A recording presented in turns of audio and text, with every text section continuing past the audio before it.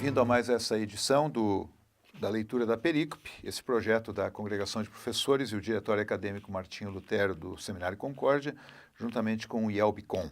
Nós estamos hoje estudando o texto, ou lendo e traduzindo o texto Mateus 16, 21 a 28. O texto começa com uma expressão que nos remete imediatamente a olhar o contexto. Apó tote erxato ho Jesus, diz o versículo 21. Desde então começou Jesus desde então quando? Se nós olhamos para os versículos imediatamente anteriores, nós encontramos aquela famosa pergunta que Jesus faz aos discípulos, de quem as pessoas diziam ser ele, e logo após então a pergunta dele aos discípulos, e quem vocês dizem que eu sou? Quando então há aquela confissão de Pedro, tu és o Messias, o Cristo, o Filho do Deus vivo, quando Jesus então anuncia que o Pai revelou isso a Pedro, e a partir disto, a partir deste papel que Pedro e os demais apóstolos têm no anúncio de Jesus como sendo o Messias, o Filho de Deus, ele vai construir sua igreja que não será destruída pelas forças do mal, e nesta igreja haverá o anúncio do perdão dos pecados, nesse sentido, abrindo o reino dos céus para as pessoas. Aquele texto terminava, o versículo imediatamente anterior ao texto de hoje, terminava dizendo que Jesus havia ordenado aos discípulos que eles não deveriam dizer abertamente que ele era o Messias. E isso por causa de conotações negativas, políticas, que haveria naquela época o título Cristós, o título Messias. Mas é significativo que agora, tendo os discípulos, pela boca de Pedro, anunciado que Jesus é o Messias, diz o texto de Mateus, apó tote erxato, desde então, a partir disto, Jesus começou, deiknien tois matetais autu, a mostrar aos seus discípulos. Importante lembrar que essa expressão apó tote erxato ho Jesus, seguida por um infinitivo, ela é usada duas vezes no Evangelho de Mateus, primeiro lá no capítulo 4, e ela serve quase que como podemos dizer assim, uma divisão deste Evangelho em três grandes partes. A primeira parte, do capítulo 1 até o capítulo 4, 16, nós encontramos o evangelista nos mostrando quem é Jesus. Quem é esse Jesus?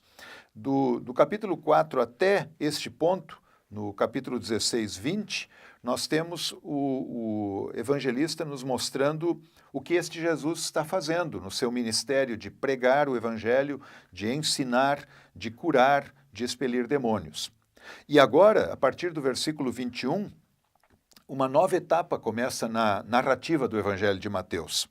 Porque desde então, começou Jesus a mostrar aos discípulos dele que, e aí temos, hot dei auton eis Hierosolima apeltein, que era necessário, essa forma verbal dei, que é uma forma impessoal, ela é usada bastante nos evangelhos para falar de algo que precisa ocorrer.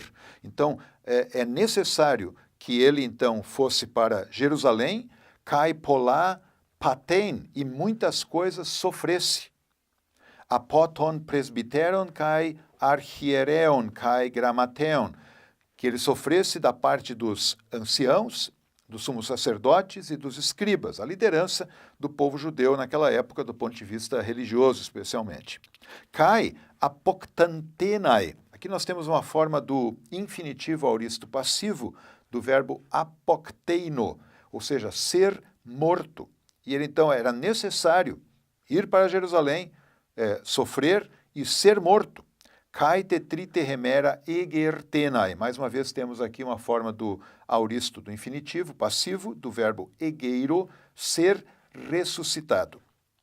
Então, Jesus começa, e isso é muito significativo, logo após a confissão de Pedro, logo após essa identificação de Jesus por parte dos discípulos como sendo o Messias, o Filho de Deus, ele começa a mostrar que ele deve ir a Jerusalém, sofrer e morrer, e então ressuscitar. Isso é significativo porque indica o que ser o Messias implica. Ser o Messias não é ser um rei terreno, não é satisfazer talvez aquela ideia que houvesse em muita gente da época de liderar o povo judeu num levante poderoso contra os seus inimigos.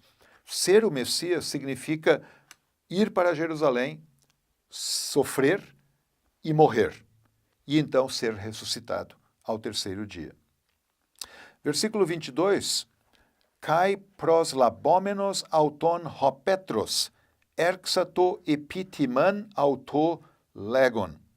Proslabomenos, aqui nós temos uma forma do proslambano, no auristo segundo, um particípio, e tomando-o Pedro, erxato epitiman, começou a repreender. Epitiman, aqui nós temos uma forma do infinitivo, a repreendê-lo, dizendo.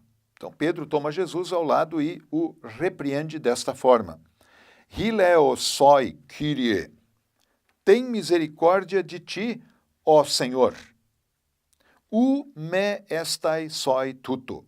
O me é a forma mais contundente que há no grego para dizer um não. Ou seja, de forma nenhuma, literalmente, de forma nenhuma será para ti isto. Em outras palavras, de maneira nenhuma isso vai acontecer. Ou seja, aquilo que Jesus fala de ir a Jerusalém, sofrer, morrer e então ressuscitar, o Pedro é taxativo. E ao tomar Jesus ao lado e dizer, tenha misericórdia de ti mesmo, Pedro fala como um amigo que, por um lado, quer consolar ou talvez até trazer um pensamento positivo para Jesus, nós diríamos hoje, dizendo, olha, tenha pena de ti mesmo, não diga uma coisa dessas, não seja pessimista quanto ao seu futuro, porque isso realmente não vai acontecer. Isso aqui chama muita atenção. O Pedro, que há pouco havia anunciado Jesus como o Cristo, o Filho do Deus vivo, que se tornou um instrumento do Pai, que revelou essa verdade tão fundamental, a primeira vez que é dito isso de maneira assim tão forte, tão contundente, esse Pedro é aquele que vocaliza essa confissão de fé tão significativa, ele agora diz para Jesus, não, aquilo que você está dizendo não vai acontecer. Você não está pensando direito, Jesus. E então, versículo 23, Rodé strafeis eipen to Petro. Aqui nós temos uma forma do particípio auristo passivo de strefo, strafeis, que é usado de uma forma na voz passiva, mas sem a ideia do passivo, mas reflexiva, e voltando-se, Jesus, disse a Pedro, Hipage opisso mu Sataná. Vai, literalmente, vai para trás de mim, Satanás. Ou seja, saia da minha frente, você está me impedindo de seguir no caminho. Essa é a ideia. Chama atenção aqui que Jesus se dirija a Pedro com o termo Sataná. Por um lado, nós vemos que o termo pode significar simplesmente um adversário, ou seja, alguém que se coloca no caminho de Jesus e o está impedindo, pelas palavras usadas, de seguir o caminho que ele próprio Jesus estava determinando que deveria seguir. Por outro lado, é importante ver que Satanás mesmo, o diabo, já havia tentado Jesus de uma certa maneira no sentido de desviá-lo do seu caminho, desviá-lo do caminho para a cruz. Satanás sugeriu que Jesus comesse pão a partir de pedras, ou que ele mostrasse ser poderoso, jogando-se do templo de maneira que os anjos o agarrariam, ou então oferecendo-lhe os reinos do mundo. Em outras palavras, o diabo já havia tentado afastar Jesus da cruz. E na atitude de Pedro, nós podemos observar que uma nova tentação acontece para Jesus. E Jesus vê nisto uma ação diabólica, claro que utilizando-se de um discípulo dele, que é um crente nele, mas que nesse momento está manifestando uma ideia equivocada. E Jesus continua dizendo, Scandalon ei emu, tu és para mim um tropeço. É importante lembrar que o termo scandalon não é exatamente o que nós entendemos na língua portuguesa por escândalo. No uso diário da palavra escândalo, nós provavelmente pensamos em alguma outra coisa. O termo escândalo realmente é uma armadilha, é algo que leva alguém a cair. Por isso é traduzido às vezes por um tropeço, até por uma pedra de tropeço. E talvez essa tradução nos é útil para entender o contraste. Afinal de contas, quando Pedro faz aquela belíssima confissão, tu és o Messias, o Filho de Deus, Jesus vai dizer, tu és o Petros, tu és uma pedra. E sobre essa pedra, não simplesmente a figura do Pedro, mas o Pedro como confessor da verdade, o confessor do Evangelho, juntamente com todos aqueles que confessam o Evangelho, ele é uma pedra nesse sentido, mas aqui ele está sendo uma pedra de tropeço. Ou seja, quando o Pedro é instrumento da confissão dada pelo Pai, ele é uma pedra, ele é importante dentro do projeto do reino de Deus. No entanto, quando ele se interpõe a Jesus no caminho que Jesus está anunciando fará, indo a Jerusalém para sofrer e morrer, quando ele se coloca na frente, ele se torna um tropeço, uma pedra de tropeço. E então, Jesus vai dizer o porquê Pedro se torna essa pedra de tropeço. No final do versículo 23, ele diz, Hoti u fronei statuteu ala taton antropon. Porque tu não pensas, froneo é o pensar de alguém, é a maneira de alguém encarar as coisas. Tu não estás encarando as coisas, tu não estás pensando tatuteu. Nós temos aqui uma forma muito interessante que temos dois artigos definidos, tá, tu, juntos, e entre eles não há nenhum substantivo.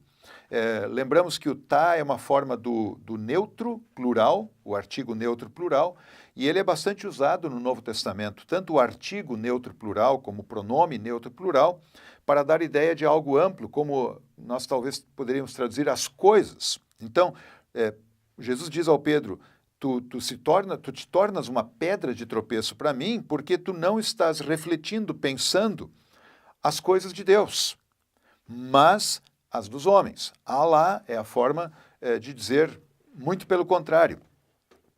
Importante nós olharmos esse texto aqui, antes de seguir em frente, quando Jesus fala, acusa o Pedro de estar pensando não nas coisas de Deus, mas nas coisas dos homens.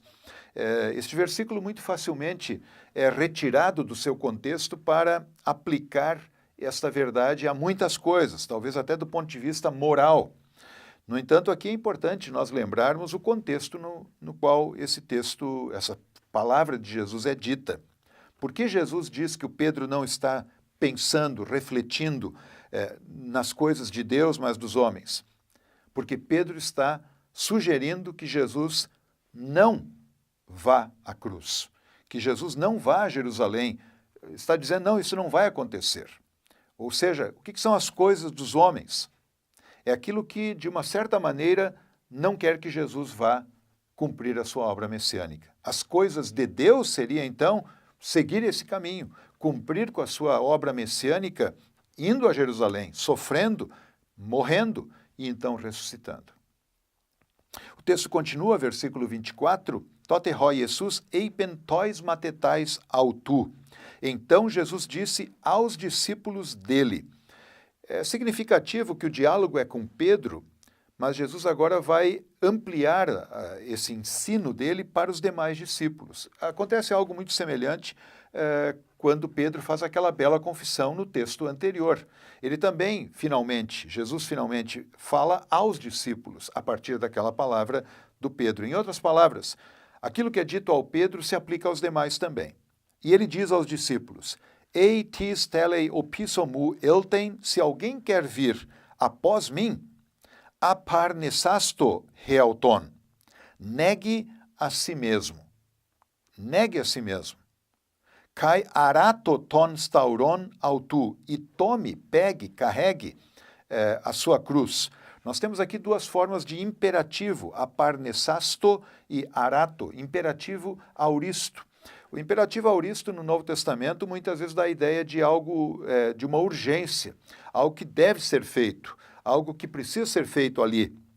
Então, se alguém quer vir após mim, negue a si mesmo. Isso é fundamental, é necessário. E tome a sua cruz. E então cai acoluteito moi, e siga-me. Acoluteito é uma forma do imperativo presente. E o imperativo presente muitas vezes dá a ideia de algo que é continuado, habitual, algo que se repete, poderíamos aplicar nesse sentido de que Jesus diz, você vai continuamente me seguir e, para tanto, negue a si mesmo e tome a cruz. Mais uma vez, é importante ler esse texto no seu devido contexto. Negue a si mesmo e tome a cruz. Nós não podemos separar isso do que aconteceu imediatamente antes, de Jesus anunciar que ele está indo a Jerusalém para cumprir a sua obra messiânica, de morrer e ressuscitar. E os discípulos precisam reconhecer isso como sendo as coisas de Deus. O Pedro precisa negar a si mesmo. E o que é negar a si mesmo aqui? É negar a ideia de que Jesus não precise morrer na cruz. Talvez poderíamos aplicar isso um pouquinho mais adiante para a ideia que se pode ter de que uma pessoa pode alcançar um status benéfico diante de Deus por sua própria força e obra. E Jesus está dizendo, negue a si mesmo, negue seu pensamento muito humano, essa ideia de autojustificação, de autossalvação. Toma a sua cruz, tomar a cruz aqui também é uma expressão que é muito usada em diversos contextos, ela é aplicada a muitas situações. Muitas vezes pessoas identificam a cruz que elas têm com algum sofrimento que elas têm na vida, talvez alguma doença, enfim. Mais uma vez, o contexto é fundamental. Tomar a cruz aqui está num contexto de seguir a Jesus. Ou seja, essa cruz significa aquilo que decorre do fato de alguém negando a si próprio, negando a sua ideia bem humana de autojustificação, segue Jesus como sendo o seu Messias, o seu Salvador, e isso traz consequências na vida. Pode trazer perseguição violenta, pode trazer deboche, zombaria, desprezo, enfim. Isso é a cruz do que segue Jesus, é a cruz do crente.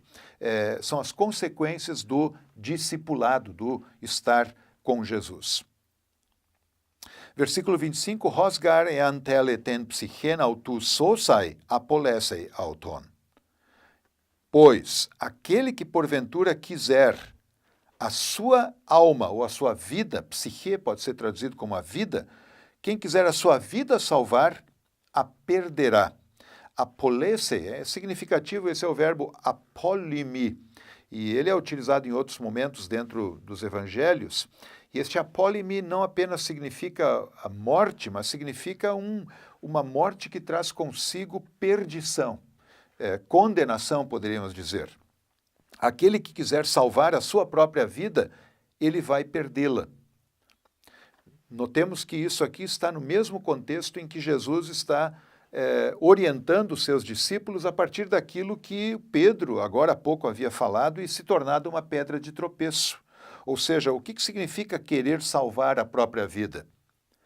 É negar, em termos práticos, que a obra de Cristo é única e suficiente para salvar. Se alguém quiser salvar a si próprio, vai perder-se, vai perder a própria vida.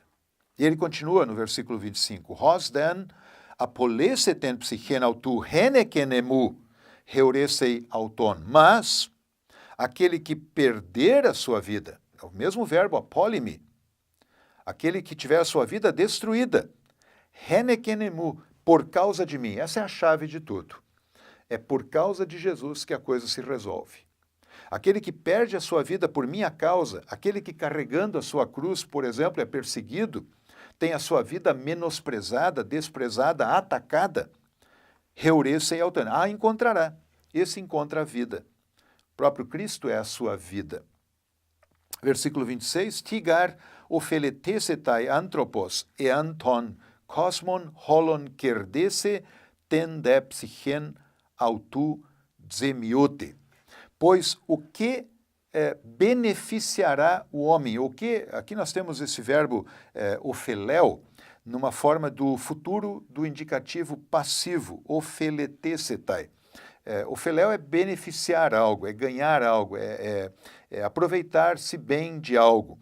Então, o que o homem terá de benefício se ele ganhar, kerdese, kerdaino, verbo ganhar, o mundo inteiro, mas zemiote, aqui nós temos uma forma desse verbo zemiol, no auristo do subjuntivo passivo, que perder a sua vida. O que adiantará o homem ganhar o mundo e perder a sua própria vida?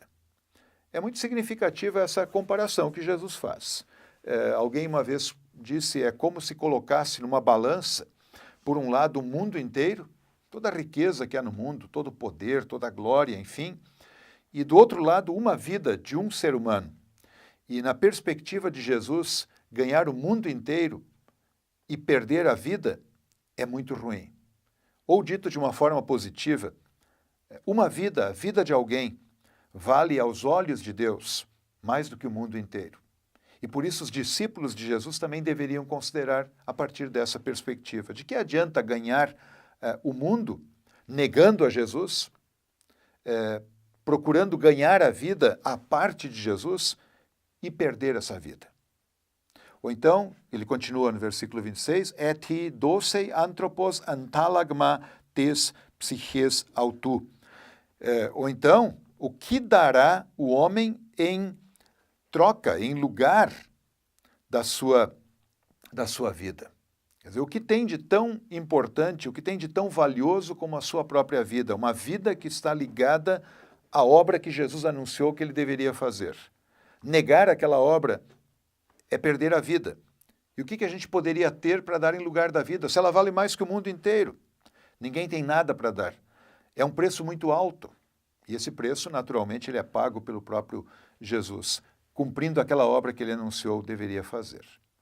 Versículo 27, Meleigar hochios tu antropo ergestai ente doxe tu patros autu meta ton angelon autu. Pois importa que o Filho do Homem venha na sua glória, na glória do Pai, na glória do Pai dele, com os anjos dele.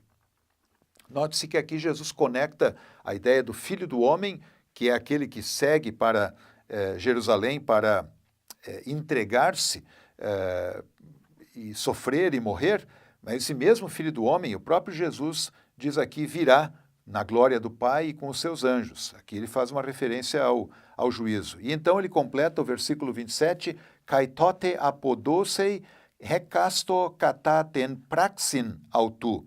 E então ele dará ou retribuirá, apodidomi pode significar retribuir, dar em troca, e ele então dará a cada um conforme a sua praxin. Nós temos a palavra em português praxis, que é usada em diversos contextos. Mas é importante lembrar que praxis é uma maneira da língua grega falar da atividade de alguém, ou da forma de alguém agir de uma maneira mais ampla. Nesse sentido, é um termo que amplia a ideia, não apenas falando de obras que seriam retratadas por ergon, erga. Praxin é a forma de agir de alguém. E por isso aqui nesse texto, antes de aplicar isso imediatamente para obras, no sentido de que ele, quando o Filho do Homem vier na glória do Pai, ele vai retribuir a cada um conforme as obras que fez, aqui a coisa vai um pouco além. Ele vai dar conforme a vida como um todo de cada indivíduo.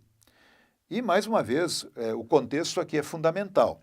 Quando ele fala da praxis, da atividade, da forma de alguém viver e agir, isso está diretamente conectado ao que nós ouvimos agora há pouco. Essa praxis, ela pode ser de um tipo ou de outro. Não há um meio termo.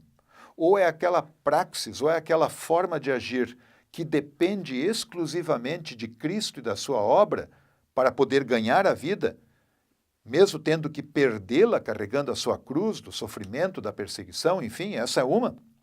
Ou então a praxis de alguém será de querer depender de si próprio, das suas próprias ações e do seu próprio mérito, ignorando a obra de Jesus Cristo. Isso é a praxis de alguém. Então, são essas duas possibilidades tão somente que existem. E o versículo 28, então, completa o texto de hoje, dizendo as palavras de Jesus, Amen lego himin, em verdade eu lhes digo, hoti eisin tines ton rode estoton, que estão alguns aqui parados, restoton, uma forma do particípio perfeito de histemi, estão aqui colocados, parados diante de mim, hoitines, os quais, me geusontai thanato, os quais de maneira nenhuma provarão a morte. Heos an idosin ton hion tu antropo, até que vejam, idosin aqui é uma forma do auristo subjuntivo de horal, até que eles vejam o Filho do Homem erchomenon en te basileia autu, vindo no seu reino. Esse é um texto um tanto enigmático, até de certa maneira. Jesus diz ali, estão alguns aqui, parados aqui, ele está se referindo, portanto, aos discípulos dele que ali estão, que não provarão a morte até que venha o Filho do Homem no seu reino. A primeira ideia que nós temos quando se fala da vinda do Filho do Homem no seu reino é o juízo final. E aí fica a pergunta, mas como assim alguns ali ainda estarão? Mas há outras alternativas que estudiosos do Evangelho de Mateus têm apontado como possíveis, dentro do contexto desse Evangelho. Esse vir do Filho do Homem no seu reino é identificado por alguns com aquilo que imediatamente após o texto será narrado, no capítulo 17, com a transfiguração de Jesus, quando ele, diante de Pedro, João e Tiago, é manifestado poderosamente como o Filho de Deus. É uma possibilidade que ele estaria se referindo a isto, como uma vinda no seu reino. Outros ainda apontam para aquilo que acontecerá ao final do Evangelho, quando Jesus, cumprindo o que ele havia anunciado aqui no texto, irá para Jerusalém, sofrerá diante dos líderes judeus, morrerá, mas ele ressuscitará. E, nesse sentido, a ressurreição de Jesus seria esta vinda no seu reino. Até porque quando falamos em reino de Deus, o reino de Cristo, o reino do Pai, dentro do Evangelho, o referente nem sempre é aquilo que acontecerá lá no final. Mas é importante lembrar que o reino de Deus está onde Jesus está. Onde ele manifesta ser o Messias, o Filho de Deus, o Salvador, ali está o reino. E nesse sentido poderia ser eventualmente aplicado também a sua ressurreição. Esse texto, então, nos traz essa verdade tão significativa de que Jesus, a partir de agora, decisivamente olha para Jerusalém, ou poderíamos até dizer, olha para a cruz, onde as coisas vão realmente se resolver e vão trazer benefícios para toda a humanidade. E diante da cruz de Cristo haverá grandes divisões. Por um lado, haverá aqueles que vão querer salvar a própria vida, tirando Jesus da cruz, por assim dizer, fazendo-se depender de si próprios. E outros que irão segui-lo, carregando a própria cruz, negando a si próprio, negando essa ideia de autojustificação e apegando-se a ele, e mesmo que percam a vida por causa de seguir a Jesus, a ganharão como um presente que ele próprio dá. É isto.